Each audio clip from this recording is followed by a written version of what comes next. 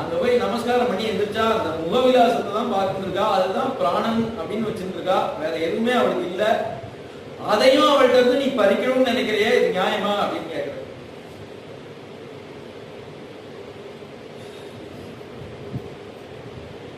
அந்த சீதையை நினைச்சுப்பா. 6 வயசுல கல்யாணம் பண்ணி இப்பதான் 12 வருஷம் ஆயிருக்கு. 18 வயசு தான் அவளுக்கு ஆறுது. குழந்தை அவ ராமனை பிரிஞ்சு எப்படி இருப்பா? அவளுக்கு நான் என்ன பதில் சொல்வேன்? அவரை கட்டி கொடுத்து என்ன நம்பிதானே ஜனகர் கொடுத்தார்.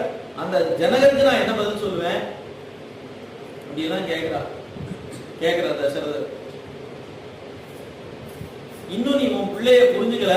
பரதன் தர்மாத்மா, அவன் ஹிருதயம் அவனுக்கு தெரியல.